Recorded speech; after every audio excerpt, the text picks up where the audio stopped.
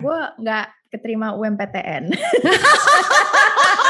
Ya kalau lo nggak bisa, ya cobain lagi lah. Ya lo jangan define lo gagal. Coba lagi, belum aja. And you do it better. Name food you like with no salt. You don't have to be big. Salt kan kecil ya. It's just like sprinkle. Bisa larut dan hilang, tapi selalu terasa. Yes. Welcome to Follow Your Flow Podcast. Kita membantu lifelong learner untuk berproses menuju life model yang lebih optimal dan sustainable. Di sini, kita akan belajar dari banyak sumber, mulai dari lifelong learner yang kita interview, sampai insight yang gue dan Mbak Ika dapat dari buku, artikel, podcast, maupun hasil refleksi pribadi kami. Di akhir setiap episode, lo akan mendapatkan science-backed pragmatic step yang bisa membantu lo untuk mentransformasi hidup lo. Hope you enjoy this episode. Halo semuanya, hari ini aku bersama salah satu teman. Tunggu, kita dari SD, SMP ya, Pung? SMP, oh my God, teman dari SMP yang beneran ketika reuni itu, teman-teman dengarkan ya,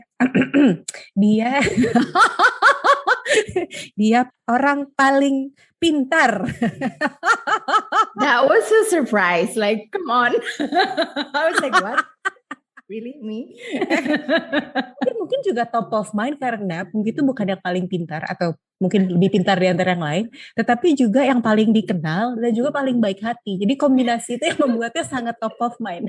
Gue rasa kalau ada tiga-tiganya lo menang tiga-tiganya juga sih gitu. So, Miss Congeniality maksudnya. Yes, benar. Miss Congeniality sekali. Dan kalau lo nanti buka Instagramnya akan kelihatan sekali kenapa dia Miss Congeniality. Karena she doesn't only have the brain. Beneran lo kalau kepoin di LinkedIn gitu ya, lo ngeliat dia udah country manager, chief commercial, dan kemudian ada sebuah opportunity baru yang bisa kita saksikan bersama. Jadi secara karir amazing sekali. At the same time, kalau lo ngobrol dengan semua orang, at least nggak tahu ya, gue lumayan bias sih di antara teman-teman gue, tapi gue belum pernah ketemu orang yang kayaknya tidak suka sama Pungki gitu kan. Jadi kayaknya she's extremely amicable, right? Dan nggak cuman kerjaan tapi juga punya hidup yang penuh sih menurut gue, karena I know you enjoy yourself a lot gitu kan, dengan hobi-hobi lo kan. Pungki juga masih terus menekuni diri sebagai penari, right? So jadi gue selalu terpesona, terpukau dan terinspirasi oleh orang-orang yang bisa menghidupi hidup gitu. Karena seringkali kita cuma mengoptimalkan satu hal dalam hidup tapi beneran lupa hidup secara keseluruhan gitu. Jadi makanya gue pengen banget mendengarkan cerita Pungki kok bisa sih menjadi anak berprestasi gitu kan. Kalau gue bilangnya kinclong, suka kok kinclong banget, udah kayak silau gue ngeliat ya, anak berprestasi tetapi juga punya hati yang berbudi dan lucu dan menyenangkan dan plus gitu kan, literally Miss Congeniality. Yes gitu. Jadi hello Pungki. Hai Ika. It's so nice talking to you. Oh my God. Iyalah, pandemi ini memang seru-seru gitulah. Kangen banget kita aja tadi sebelum ngobrolin ini udah ada kayak ngobrolin berapa lama dulu tentang yang lain-lain. Yes. But today is about you. Right? Itu kan kalau gue menjelasin ke orang lain tentang lo. Tapi kalau misalnya lo ditanya sama orang lain gitu, hey Pungki, how would you describe yourself? Kalau lo biasanya menjelaskan diri lo seperti apa, Pung? I think mungkin gini kali ya Kak, kalau orang yang like you were my friends from SMP kan, dan walaupun kita nggak sering ketemu, tapi we were connected through our social media, so at least you're seeing what I'm doing, I'm seeing what you're doing gitu kan, so basically you know me udah lama gitu. Tapi kalau orang yang sebenarnya mungkin just knew me, kayak baru tahu atau ngelihatnya cuman kayak tipping of the iceberg aja. Ngelihatnya kayak, oh my God, she's like what you said just now, gitu lah, yang kayak she's been a country manager, she's now a CCO, and she just went to The Apprentice, right? But what people didn't see, or even maybe you didn't know, adalah my life before you know me, my life before aku SMP. Kalau kita kan kenal SMP ya Kak ya? Betul. Ya kan? So maybe the general people nggak tahu siapa sih Pungki sebelum what you heard about me from whatever gitu kan. From here maybe gitu, atau Ika sebelum kita kenal SMP gitu. And kalau aku bisa kilas balik ya Kak ya, kayak if I just pondering my life from my childhood gitu ya, it's so different, beda banget gitu. Maksudnya kayak how am I living right now, like my lifestyle gitu kan, what am I eating, what car I'm taking, you know, I'm driving, all that, where do I live, completely berbeda. And I would never think of I would be like this right now gitu. Maksudnya kayak it's a completely beda, but ada satu hal yang konsisten sama. Dari dulu aku selalu membayangkan what if I'm living on that other side. Oh wow. Yes. Jadi mungkin kalau secara harafiahnya adalah waktu aku masih kecil ya, my parents kan both udah passed away, but waktu mereka semua masih ada, aku masih kecil, terus aku tuh 2 bersaudara with my older brother. Kita beda 6 tahun gitu ya. Dari dulu kita tuh deket banget dari kecil gitu. Nah, my childhood was not as easy as people might see. Kayak orang kan bisa bilang, oh zaman kita masih kecil, masih happy. I didn't have a happy childhood, I can say gitu. Karena dari kecil mungkin happy ya, cuman kayak in general my struggle tuh udah dari sejak aku kecil gitu. Jadi aku tuh dari kecil atlet. I was a junior athlete when I was kelas 1 SD gitu. Kelas 1 That's SD. young, itu kayak 6 tahun, 7 tahun kan? Yes. Okay. And I'm talking about serious kind of training lah gitu. Jadi maksudnya kayak, tapi ini nggak dipaksa ya Kak. Jadi bukan karena bokap atau nyokap yang punya ambisi, my kid has to be an athlete, enggak. I remember the point was, bokap tuh ngajak ke Persani. Persani adalah Persatuan Senam Indonesia. Sanggarnya Persani itu waktu itu di Jalan Sabang tuh tempat para atlet-atlet senam zamannya Eva Butar-Butar segala lah latihan tuh di situ gitu. He took me there and then we just watch. He didn't even say anything. We just watch for days. Jadi he keep on taking me there. Aku nonton terus I like what I saw gitu. I really like what I saw. And then until one day I said to him, I want to be like them, gitu. Wow. Yes. Jadi he didn't like tiba-tiba nyuruh, ayo ikut latihan senam atau gimnas, whatever gitu ya. No, he took me and I remember it was days. Dia ngajak nonton. Kita cuma nontonnya di balkon yang ngeliat para atlet-atlet itu latihan. It wasn't an easy training, ya kan? Dan sampai one day aku yang bilang gitu, I was the one, I want to be like them. And then baru aku dimasukin. Lo pernah nanya ke bokap lo gak sih? Kayak kenapa dia ngajak lo ke situ?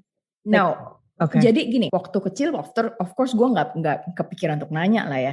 Cuman setelah sekarang, gue suka trace back gitu. And then I remember kayak waktu itu, I was interviewed by Yoris, and then he asked me one thing, and then I answer something, and it hits me in my head, yang, oh iya ya, dia juga ngomong gitu ya gitu. So you know like sebelum itu, zaman gue TK, itu kan gue SD kan ya, ikut senam ya. Cuman gue TK itu gue kalau pulang dari sekolah, dari TK, he wouldn't ask, I mean of course he probably asked me like what did you play, cuman what was catchy is he would ask me every time I go back from school adalah, what did you lead today? Apa yang lo pimpin? Siapa yang lo pimpin? Wow. SD? I was in kindergarten. Oh my God. Yes. And I didn't even know what's the meaning of leading. He didn't like translate it to me gitu. Cuman he keep on like pop it out the words. Apa yang lo pimpin hari ini? Yes. And not in a competitive way ya. Jadi I didn't remember it builds a competitive mindset in me. I didn't. What I catch was leading, meaning ayo ngajak teman-teman begini yuk, ayo ngajak dia gini yuk, ayo gitu. That's what I caught gitu. On the meaning dia bilang leading apa? Bukan maksudnya leading tuh dalam arti kompetisi. Nyuruh kompetisi atau yang lain. No, I didn't, because I didn't catch that in my head gitu. Kalau itu maksudnya dia pasti cara nge-translate-nya paham. Ngerti kan? That's what I caught gitu. Makanya I remember one of the day waktu udah di senam tuh dia nanya lagi gitu pas pulang. What did you lead today? My answer was, tadi pas datang we were early and then the coach was not there. So I led my teammates like, kita pemanasan duluan yuk, kita pemanasan sama-sama. For me as a kid, that was leading already. It was a leadership already. Ngajakin teman-teman, guys yuk kita duluan, yuk kita latihan pemanasan duluan walaupun si coach belum datang. Just tiny bits of leadership. So So that was that gitu. Yeah. Nah, I didn't think of that until now. Maksudnya kayak recently lah ya, gara-gara di Yes. Apprentice, all my childhood tiba-tiba kayak balik Keluar lagi. semua. Yes, and then Yes. I started to think of that. Yes. Nah, but then coming back to what I mentioned before gitu ya, being an athlete dari kecil, dari aku SD ya, itu ngajarin aku disiplin dari kecil secara gila-gilaan. Like to the Sebentar. Gue pengen pause sebentar karena Yeah. gue pengen meng-acknowledge seberapa intentional Pungki ngomongin ini gitu. Karena Pungki bisa mudah banget bilang bahwa menjadi atlet itu tidak mudah, menjadi atlet itu sulit, menjadi atlet itu butuh kerja keras. Tapi yang lo pilih statementnya adalah menjadi atlet itu melatih lo disiplin gila-gilaan. Bagi gue tuh the level of intentionality lo bisa meng-craft statement itu tuh indah banget. Okay, keep gitu going. ya. Yes. But it's true gitu karena I was in the level, bayangin Kak, I was only like 6 or 7 years old ya. Yeah. Only that age. I have to wake up setiap hari itu at least jam 5. Why? Because we start maybe less because we start training 5:30 every freaking day. Weekdays lah, Senin sampai Jumat. Senin sampai Jumat. And then kita latihan dari jam segitu sampai sekitar jam 6:30 ya. Habis itu sekolah dong ya kan. I think jam 7 atau 7:30. And then we start training again jam 3 sore sampai jam 7 malam. So every day, terus kalau nggak salah hari Sabtu tuh ada satu lagi waktu latihan. So I practice 11 times a week. Umur 7 loh. Makanya di momen-momen dimana lo lagi nggak pengen latihan, what did you do or what you have to? What do your parents? Orang tua lo gimana? Kayak memaksa lo atau kalau gini, nah ini bedanya. Jadi I didn't remember being forced. Dipaksa. Yes, I didn't remember that. Kalaupun ada mungkin gue nggak sadar atau gimana gitu ya. Yeah. I didn't remember being forced, tapi I remembered he guided me. Jadi he guided me maksudnya gini. Jadi dia tahu bahwa dengan level latihan yang kayak gitu, berarti di rumah gue harus latihan lagi. So dia di rumah tuh bikinin gue matras. Terus kalau hari Sabtu Minggu dia ngajak gue lari, dia naik motor, gue lari di belakang ngejar dia. Yes, dan di rumah dia akan nonton gue latihan. Terus nanti di rumah dia bantuin megangin kalau gue harus handstand. Jadi dia hadir dan dia supporting. Okay. Very, very, very, very.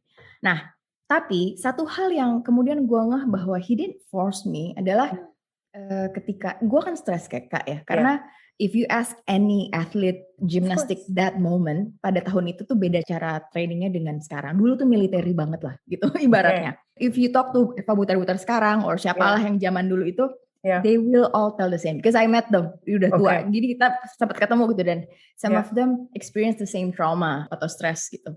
Jadi back then we were all under fears latihannya. Jadi kita tuh ketakutan karena si coachnya tuh kuala kayak setengah mati dan I remember I was just being very scared every practice, very scared gitu. This is why I quit. Jadi I remember there's a trigger. Jadi kalau nggak salah gue salah melakukan sebuah gerakan lah atau gimana, and I was standing nearby this kayak palang kayu yang di pinggir dinding kan kita kan latihannya pakai itu ya. So the coach pushed me because I did something wrong. And then the bar hits my cheek. And then it got bruised gitu. And can you imagine you're a parent and then you're seeing your kid 7 years old or 6 years old pulang biru mukanya. So, and I wasn't complaining. Because as a kid you didn't know which one is right, which one is wrong. Di mata lo tuh suatu hal yang normal aja. Itu kejadian. Yes. In my eyes, it's like, this is how an athlete is trained gitu. It's not only me gitu kan, semuanya juga begitu. And everybody is an athlete loh. Gitu kan, kayak it's a well-known community gitu kan. Bukan cuman les abal-abal gitu. So I thought that was okay gitu. Jadi gue nggak complain sama buku. But I think then my parents starting to like, what's wrong with this? This is not right gitu kan. Kayaknya mereka mulai gitu. And then there's one time, gue kayaknya setelah kejadian itu gitu ya, gue balik lagi. Of course, tiap hari kan latihan. There's one time I remember very, very clearly until now. I didn't really remember kayak kejadiannya, tapi gue visionnya tuh gue ingat gitu. I was hiding in the changing room. Gue gak berani keluar. Jadi gue datang, gue dianterin kakak sepupu gue. Kakak sepupu gue nunggu di tempat. Jadi setiap di Hanggara tuh ada balkon yang semua orang tua tuh boleh, atau siapapun yang nganterin nunggunya di situ ngeliatin. So I was in the changing room. I was supposed to change my outfit gitu kan. And then I changed, tapi gue gak berani keluar, and I just turn off the light as if nobody's in the changing room. Gue kayak, I was so scared, like that scared. Kebayang sih. Yeah, literally. Sampai akhirnya, you know what happened? I ran away. Jadi gue keluar, kayak ngendap-ngendap keluar. I ran away, and then itu tempat latihan di Jalan Sabang. Kantor nyokap gue tuh di Gedung Dharma Sakti sekarang. Tahu kan di mana? Ya, depannya Sampurna, Gedung Sampurna. So that area. I was that age. I'm wearing gymnastic outfit. I walked dari Jalan Sabang sampai Dharma because I was so scared. Gue nggak mau, So that was how pressured I was. Dan gue tuh ada di jalan juga ada rasa takut kayak nanti will my parents will be mad at me? Like you know, I ran away and you know this is not good. You know all that. Tapi rasa takut itu lebih besar dibandingin lebih kayak, besar. Yes. So yaudah gue lari. Tapi what I learned adalah ternyata nyokap gue, no, sekarang gue baru ngerti ya. Iyalah orang tua anak kecil datang lari pasti mereka kan mikir what's wrong with you, ya kan pasti on my side dia kan nggak mungkin tiba-tiba diomelin gitu kan.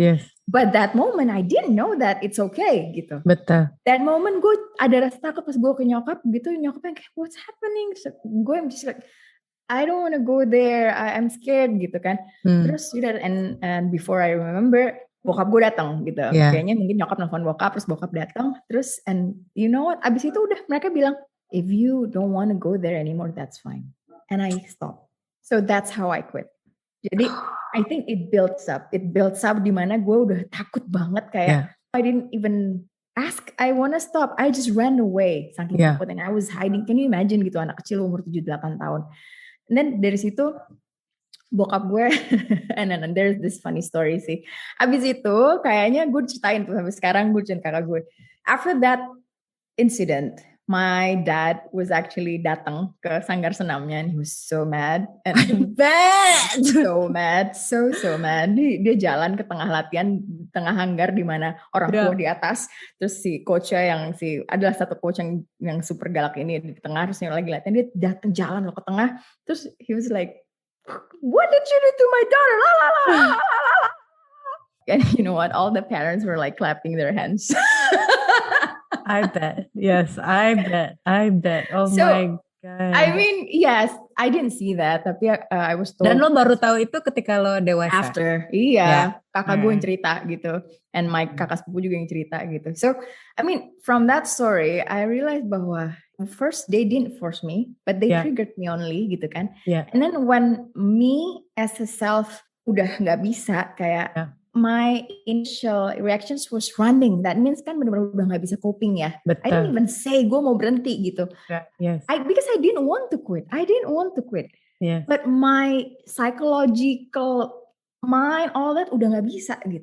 Lo udah di fight or flight mode. Udah, yes. Nah, di situ bokap nyokap again supporting gue gitu. Betul. Instead of kayak ditanyain, dimarahin, enggak gitu. I had that fear juga kan, gue nanti bakalan diomelin segala macam. Enggak gitu. Nah, itu aja ngajarin gue untuk you know what, you fought hard as you can, but actually it's okay to stop when you cannot. I love it. Yeah, that's taught me after gitu ya, kayak bukan berarti you lose, doesn't mean you lost or you give up. No, sometimes you just cannot handle it and that's okay. Yes. Yeah. Salah satu yang gue banyak baca-baca tentang parenting, right? Satu hal yang wise, they call it wise parents do. Yeah. They let the child to be themselves, right? Artinya gak berarti gak ada ekspektasi, hanya cara mereka mengkomunikasikan ekspektasinya tuh sangat berbeda. Jadi mereka gak expect, oh gue pengen lo jadi orang yang A, B, C, right? They don't do that gitu. Tapi kan misalnya what your dad does, itu kan ngajak lo aja. Exposure, right? Gue kasih exposure, tapi ada enough autonomy di mana lo bisa memilih sebenarnya what's the path that you wanna go, right? Jadi dia gak pernah nyuruh apapun. The same thing ketika you wanna quit, right? Gitu. Itu juga the decision is yours. Mau quit, mau continue segala macam gak apa-apa, dan apapun decisionsnya, we're still gonna respect you, we're still gonna love you, right? And you're allowed to be who you are. Dan yang menarik di sini adalah ketika di kepala lo itu gagal, kan lo masuk orang tua lo mikir gue gagal, right?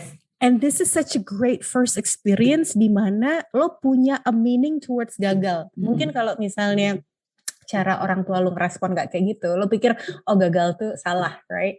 Tapi di sini kan orang tuh gini, no, di sini sebenarnya bukan gagal, di kepala seperti kata gagal, tapi memang ya udah you tried your best. Kalau memang tidak bisa, tidak mampu, it's okay to stop for now, gitu kan? Oh, I love it. Jadi there's a lesson of autonomy, there's a lesson of exposure, and there's a lesson of failure. Ya.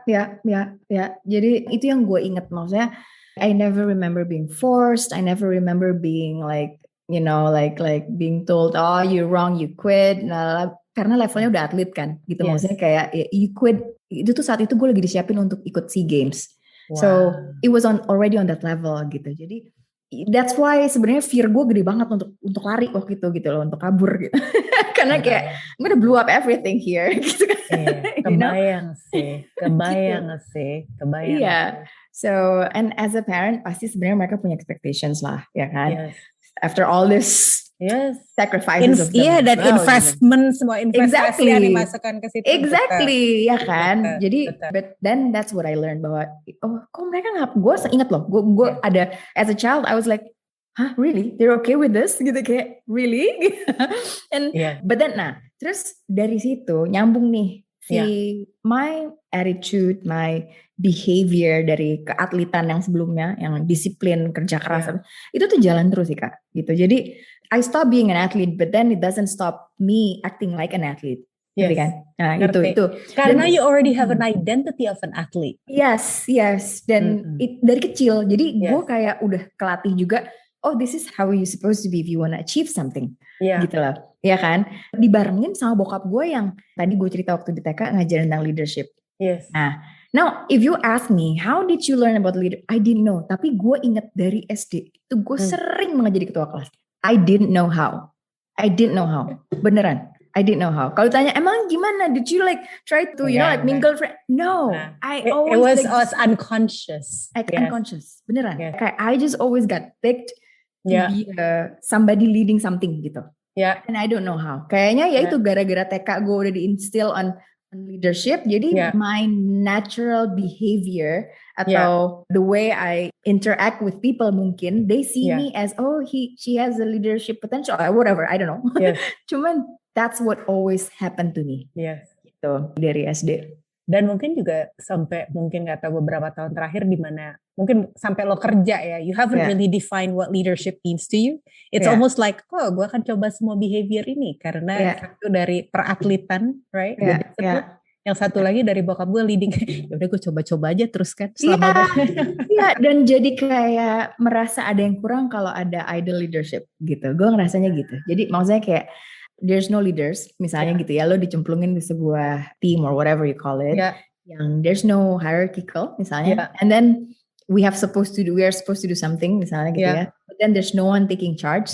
Gue tuh nggak tahan, gue pasti akan ada rasa untuk guys gini, tapi not in a bossy way gitu, kayak ya itu karena dari kecil aja gue udah bukan diajarin, gue kayak udah di-trigger you need something gitu, iya kan, jadi maybe I know by nature gitu how to kayak guys do this yuk gitu, in a way they don't feel like I'm bossing them gitu loh, mungkin ya gitu, gue naturally ngerasanya kayak gitu sih gitu, jadi mungkin that's what helped me. I remember waktu kita satu SMA gak sih Kak? Satu SMA kan? Enggak, kita gak satu SMA. Oh enggak ya? Tuh gue selalu blur tuh. Iya, emang gue rancu aja emang. Iya kan? Waktu SMA kan gue juga tuh waktu pemilihan ketua OSIS ya Kak ya. I remember I was in the class, terus mereka pada nyalonin siapa. Gue keluar Kak dari ruangan. Gue balik. Tetap lo yang dipilih juga waktu lo keluar. Tau gue balik kenapa gue dari di situ kayak what the hell. So it's like that gitu, maksudnya gue kayak, so people sometimes ask me how did you try to stand out. I think it was all planted when I was a kid, I think. Right gitu. Oh my god, this confirms like a lot of things. Okay, so if I ask you misalnya apa sih beberapa phrases yang sering diucapkan oleh either bokap lo atau nyokap lo atau di keluarga lo, right? Karena biasanya di keluarga tuh ada phrases yang sering banget diucapkan, kayak misalnya salah satunya tadi kan, how did you lead today, right? Selain itu, apalagi sih phrases yang sering diucapkan di rumah tangga lo? Beberapa hal yang gue selalu ingat dari petuah bokap kali ya, bokap atau nyokap gitu ya. Mereka tuh bokap tuh terutama, dia selalu, mungkin this is how he balanced leadership without being competing gitu ya. Karena I didn't remember, because I don't like competing until now. Until now I don't like competing. I don't like, really. Jadi waktu gue mau ikut di Apprentice aja gue yang kayak, but I don't like competing people gitu. Jadi gue gak inget bokap gue menanamkan competing with me. Paham. Nah, gue ingat salah satu yang dia bilang sama gue tuh gini, dia kayaknya dari kecil juga sih, dari SD mungkin ya, atau SMP, gue gak inget. Ini dalam segala hal, lo mau lomba lari, lo mau lomba matematika, lo anything, lomba nyanyi gitu misalnya gitu ya. Karena gue sering ikut lomba dari kecil, lomba lukis, lomba apa gitu. When you want to compete, you don't look at others. You just focus on what you do. And you do it better. Dan itu selalu nancep di gue. Jadi gue mau di kerjaan, gue mau di lomba, gue mau di apa, I rarely look at like yang lain udah sampai mana ya. Ini dia kayak gambar gitu. I rarely do that. I'm just like 100% focus on me gitu. Itu somehow sampai sekarang gitu. Jadi dan dari semua, maksud gue dari semua kayak petuah-petuah bokap lo atau nyokap lo, ini salah satu yang paling nyangkut di lo. Salah satu yang paling nyangkut itu, well, yang selalu dia ucapin kalau kita lagi doa bareng sih ya, adalah selalu menjadi garam dunia. Oh my God. Yes. I didn't understand that. When I was a kid, I was like, what do you mean menjadi garam dunia? Like asin gitu. Tapi what is it for you now? Apa artinya buat lo? Well, here's the thing. Name food you like with no salt. Terus gue gini, kopi makanan bukan? Itu lagi bingung. Wait. So I think what he meant by menjadi garam dunia tuh berguna gitu. You don't have to be big. Salt kan kecil ya. It's just like sprinkle. You know, bisa larut dan hilang tapi selalu terasa. Yes, terasa dan you make an impact. Yes. Oh my God, that's true. Garam make an impact. And that's what actually I felt. See, every time I talk to somebody like you, pasti gue tiba-tiba kayak, oh wow, yes. That's what he meant. Garam dunia, there you go. Oh my God, I love it. Kalau mimpin doa sebelum makan tuh ya, pasti deh dia ada ngomong apa, semoga kita semua menjadi kamu berdua gitu lah kan, gue sama kakak gue kan ya, menjadi garam dunia, lalala. Maybe that's what he meant. Jadi yang nancap di gue itu satu, when you compete, you don't compete with others. Kalaupun terjadi kompetisi, ya udah naturally aja. It's because you're competing with yourself. Gitu ya kan. If somebody wins over you, that means he just better than he with himself and then you with yourself gitu. Itu satu. Dan yang kedua yang itu tadi garam dulu. Jadi gue kayak belajar gimana naturally being a leader, tapi juga gue gak harus kayak nginjek-nginjek atau berusaha being more than others gitu, ngerti kan? Kayak I'm just being me gitu.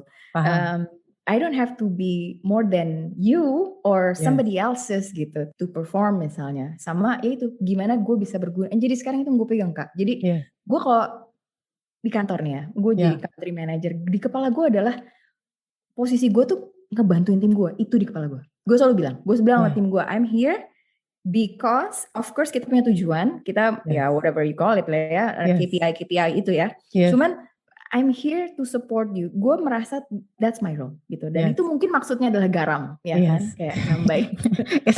It's funny ketika kalau anak buah lo nanya, jadi Bu Pungki tugas Anda Pak, tugasku menjadi garam. Supaya kamu lebih enak. Kamu lebih yummy dan lebih bisa banyak dinikmati banyak orang. Dan kemudian bikin franchise dan go international. Oke. Oh wow. Also I learned dari apa yang dia gak bilang sih Kak. Tell me. Misalnya. Gue banyak lebih ngerti tentang bokap justru setelah dia gak ada. Waktu dia masih ada tuh he's a tough person loh. Waktu kita masih kecil. Waktu gue masih kecil, kakak gue masih kecil. I think he was a very very tough dad. Like marah-marah kalau kita nggak achieve something gitu ya. Sebenarnya iya gitu. Atau kalau misalnya kakak gue bandel soalnya. Jadi gue ngeliat kakak gue bandel, gue jadi baik karena gue takut diomelin jadinya gitu kan. Jadi ada balance, yes. Balance, ya maksudnya he was very very tough gitu. Tapi terus waktu kita udah SMP SMA gitu ya. Here's the thing. Bokap itu, there's a lot of people ask me, terutama setelah gue SMA gitu ya. Like, who's your dad? Gitu. Some people ask me that, like, who's your dad? I mean, itu memang pertanyaan zaman dulu sih, apalagi orang tua kan tanya siapa bokap nyokap lo gitu kan. Yes. Right? You know what I mean, ya kan? Zaman dulu kan that question was like bibit bebet bobot exactly. Gitu. Yes. Well, thank God, I think sekarang udah mulai jarang ditanya tuh kayaknya, ya kan? But when in our time that questions was quite powerful kan, kayak who's your dad? Right? Like bibit bebet bobot. In terms of that, like sekolah, you know, like lulusan mana, or kerja di mana, or basically who is he, like quote unquote gitu kan. And I cannot answer that. Like, what do you mean his name? Like, you want his name? Like, you think you're gonna know him if I tell him his name? So so sometimes I just mention his name, you know, like gue jawab aja nama bokap gitu kan. Like, now what are you gonna ask? Like, right? So my point was, bokap gue tuh apa ya? Dia tuh 9 bersaudara, Kak. Dia paling tua gitu ya. Dia paling tua. Dia pindah ke Jakarta duluan dari sebelum adek-adeknya. Mereka tuh tinggalnya, yang gue tuh di Jawa Tengah gitu kan. Terus mereka pindah ke Jakarta, tinggal bokap gue yang of course sebagai yang paling tua yang biayain adik-adiknya lah ya. Gitu. He actually got into UI, Universitas Indonesia. Okay. Gitu. Ya, he got accepted to UI gitu. But then he got to choose, dia bayar kuliah atau dia tetap kerja biaya adik-adiknya untuk hidup di Jakarta. That was a tough choice, no? Maksudnya kayak, how can you live with your siblings and then they don't eat kan? So he let go si UI-nya, jadi dia nggak kuliah. So dia basically kerja aja gitu. Now imagine lulusan SMA doang, Kak, gitu, cari kerja. How tough it would be. Mau sekarang mau zaman dulu sama aja ya kan? Sama aja, betul. Sama aja. So dari dia muda, he was forced to be an entrepreneur gitu. Jadi gue inget banget. I didn't know his story of course, ya kan. Pada saat itu jadi anak-anak kan kita nggak tahu ya struggle-nya orang tua kita, taunya cuman ngurusin apa kita tahu gitu, cuman kita nggak ngerti their problems gitu kan. Yang gue ingat adalah bokap gue tuh ada one time, sekarang berusaha berternak ikan misalnya. Terus nanti next, sekarang kita cobain apa, punya tiba-tiba di belakang rumah gue ada kayak tempat kodok gitu kan, dia lagi beternak kodok, anything. But now I know he was doing that to survive, to give us food, to provide for us gitu. Jadi itu gue nggak ngeh gitu loh, Kak, sampai moments dimana kita kan satu SMP ya, Kak, ya, dan abis itu SMA gue di Tarki gitu kan. I saw how my friends, what they wear, what they buy, ya kan, right? So and then at that age you would question yourself, I want to, like how can sepatuku cuma satu, kenapa mereka tiap hari ganti? Yes, atau misalnya ada modelnya, sekarang lagi model brand ini gitu kan. Doc Martin, gue gitu misalnya. So I would like, can I please gitu. Jadi it wasn't easy for them, I know gitu. Tapi once in a while they would of course they would like okay gitu. Tapi my point was they were really struggling to provide for us sebenarnya gitu. But you didn't know that. I didn't know that. You didn't feel that you were poor? I feel I'm not like my other friends. You know, I wouldn't define me as or us as poor. But I would say like, kalau kita beda ya. Yes. Gitu. Kayak gitu. Dan tapi what helped me adalah I'm not the only one like that in the school. That's true. That's true. Gitu. That's jadi true. ngerti kan? Jadi that's why I didn't define myself as poor karena ada kok juga bukan gitu satu-satunya. Yes, I'm not the only one like that. But I want to be friends with yang begitu juga gitu. You know what I mean? Yes, I know. Gitu loh. Jadi paham. Ngerti kan? Dan gitu. itu bibit-bibitnya lo bertanya, hey, what does it feel like to be on the other side? Exactly. That's what I meant when I said that the first time. Gitu. Jadi gue dari dulu kepala gue, even waktu dari kita kecil ya, sebelum even masuk SMP atau SMA, and I can see all those more vividly gitu ya. Gue kalau sama kakak gue gitu, kita keliling Jakarta ngeliat rumah yang bagus, gue tuh suka di kepala gue, kayak apa di dalam gimana caranya? Aku bilang, that's in my head. Like dreaming to all that. Gitu. Okay, I have a question. Ya. Kalau orang ada di posisi lo, biasanya ada 2 sets of response they can do. Ya. Yang satu apa yang lo lakukan kan? Oh, kok mereka bisa kayak gitu ya? Apa yang mereka lakukan? Oh, gimana ya cara hidup seperti itu ya? How can I be on the other side? Right? Ya. Tapi ada a different set of person in the same situation. Pertanyaannya, ya kita emang beda aja. Gue nggak mungkin bisa kayak gitu. Wah ya udah mungkin emang kita beda nasib aja, right? Ya. Apa yang membuat lo punya that? Maybe not belief per se, tapi at least tidak ngejudge atau menghakimi diri sendiri bahwa oh gue nggak mampu, gue nggak bisa, ini nggak mungkin, ini nasib gue aja gitu. What gives you that possibility and confidence? That's actually a very good question. Mungkin gue nggak terlalu fokus sama gagal ya kak, gitu. Gue nggak terlalu fokus sama nggak bisa gitu. I see. Apakah mungkin karena gue tidak diekspos sama itu, gue nggak tahu ya. Maksudnya kayak bokap nyokap gue tuh nggak kayak ya kamu gagal sih atau gimana gitu, ngerti kan? Jadi mungkin karena itu, mungkin karena gue nggak terfokus sama kayak gue nggak bisa, gue nggak ini. Dan gue tend to be selalu mencoba. Dan mungkin juga gara-gara gue dididik sebagai atlet itu gitu. Jadi kayak kan udah terbiasa gagal untuk, quote unquote, right? Yes, gitu. And it's okay gitu. Dan and I was an athlete, I was trained, I was like dari nggak bisa jadi bisa, at least I can do some flips gitu misalnya gitu kan. So di kepala gue kalau lu nanya kayak gitu ya sebagai gue anak kecil dulu gitu ya, atau being a teenager, I didn't believe in failure. Menarik. I didn't believe in failure. Yes. Wow. Yeah, I didn't believe in failure. That's gitu kayaknya. That's a powerful belief. Maybe. Iya kan, maksud gue ketika semua orang, nggak semua orang sih, it's generalization, right? Maksud gue when I talk to people, kebanyakan gimana caranya supaya lebih pede, gimana caranya supaya tidak gagal, atau gimana caranya supaya bisa mengatasi kegagalan. Sedangkan udah ada one set of belief yang ditanamkan di lo dari kecil, gimana I don't believe in failure. Like, what's that? Gitu kan, kayak immune aja. Gitu. Iya, kayak, tapi maksudnya gini, I didn't believe in failure in terms of bukannya nggak ada mencoba. Jadi maksud gue kayak, gue lebih somehow kayak, ya kalau lo nggak bisa, ya cobain lagi lah gitu loh. Ya lo jangan define lo gagal, coba lagi, belum aja gitu loh. Bukan you failed and full stop. No, you fail and you learn, you try again. Gitu, selama lo masih hidup, you still have time. Ya mungkin pada saat itu gitu, jadi gue ngerasa kayak I didn't believe that in failure gitu, I didn't believe that this is full stop gitu kan. Yes. Gue lagi mencari momen di masa kecil lo di luar diri lo sebagai atlet, karena training sebagai atlet itu kan salah satu ngebangun that confidence and mastery and self-efficacy, right? Tapi gue lagi mikir, ada gak sih momen-momen di mana lo kayak gagal, maupun itu gagal yang kecil atau yang besar, terus respon orang tua lo tuh seperti apa ya? Oh ya, ada.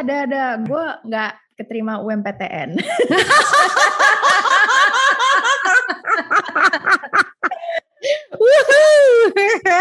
Klise nggak?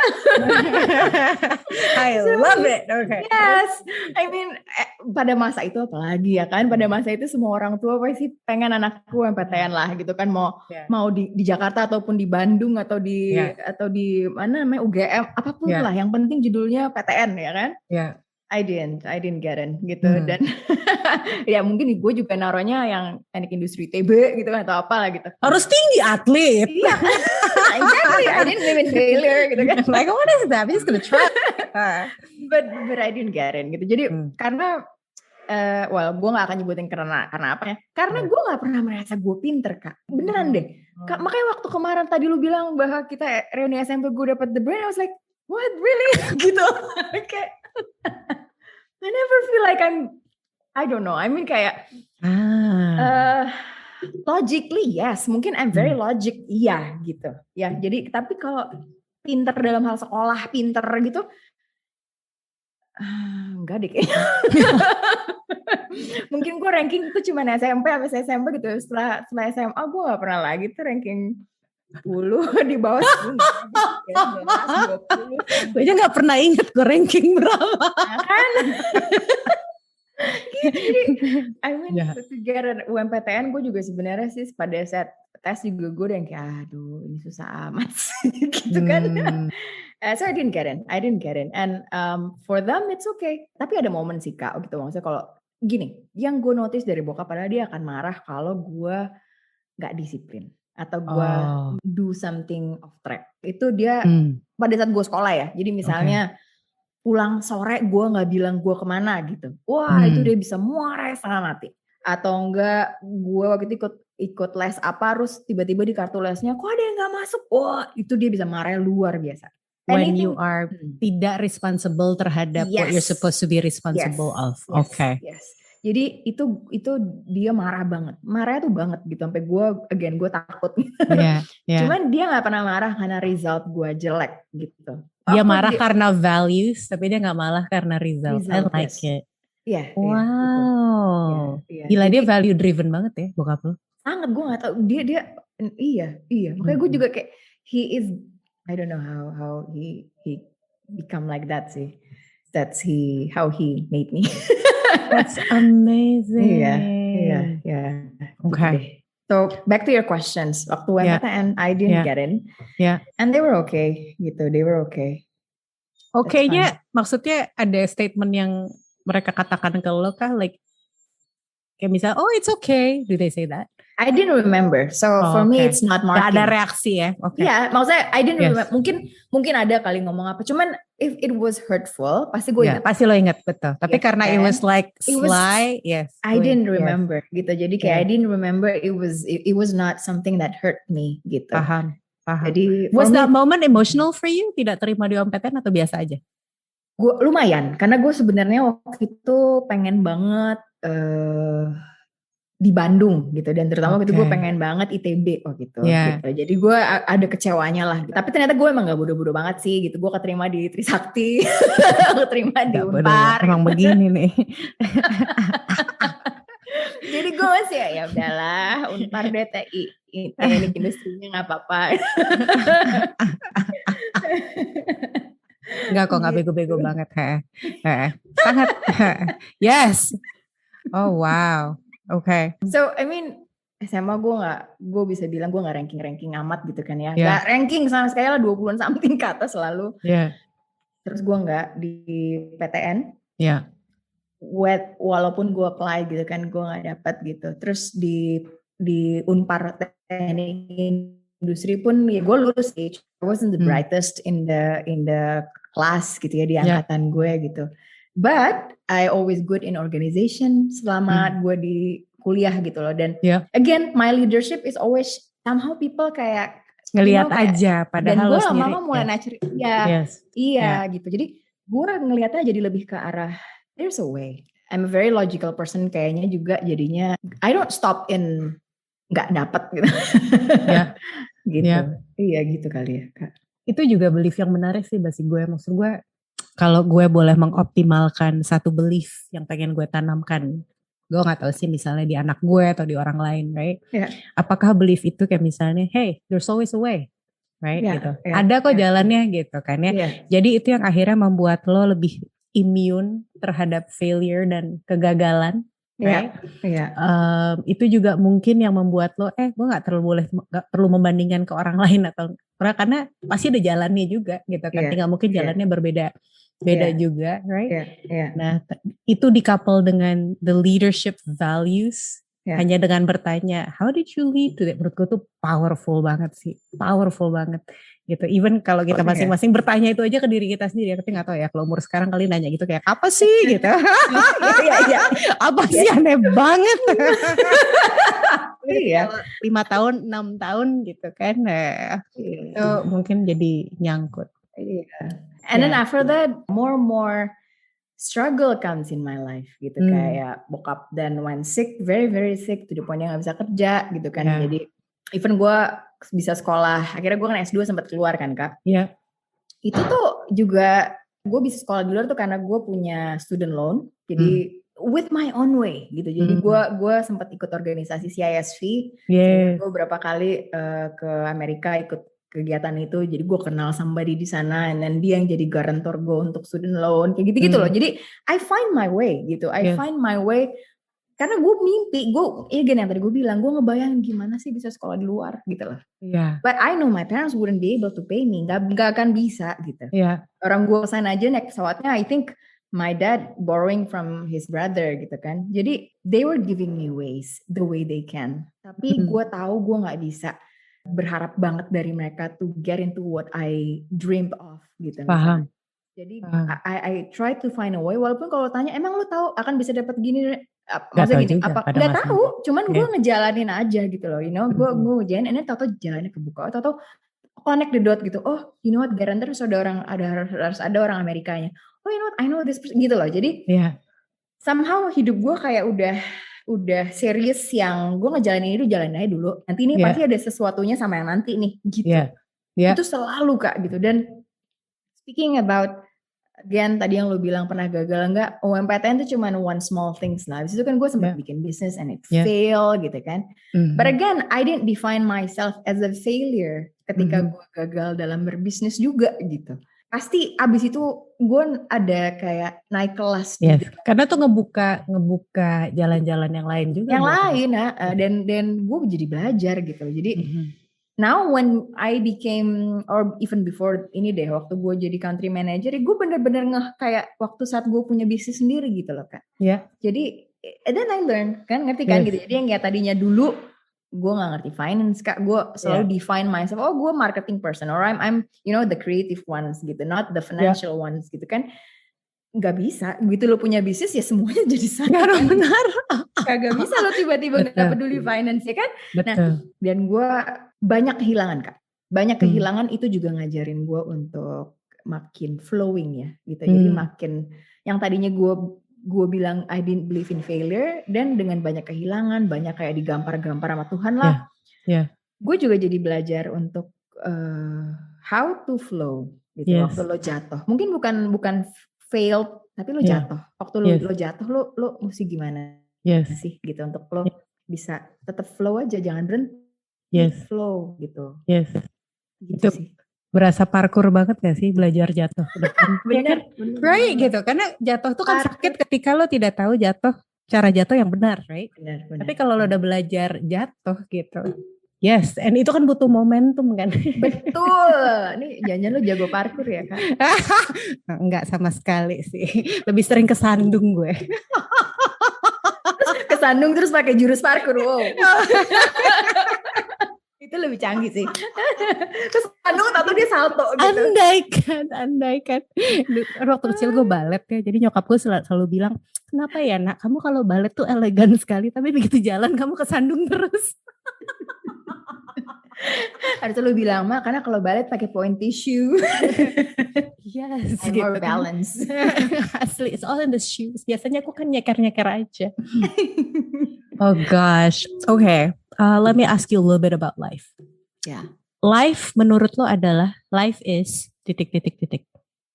I love this question. Life buat gue tuh adventure. Life is a gift gitu. Jadi gue ngerasa gue tuh dikasih Tuhan ya, a gift, a big gift, a wonderful gift, namanya hidup gitu. Lo kayak dikasih kotak, ini apa sih gitu. Lo buka kayak gini, kalau dilihat dari bawah gimana? Kalau di kalau kocok gimana? Kalau jatuh gimana? You know? Like that gitu. Dan tiap kali gue tahu si benda ini, oh bawahnya kayak gini, oh kalau jatuh begini, gue kayak merasa lebih berterima kasih. Karena gue tahu apa yang gue dikasih gitu. That's life for me.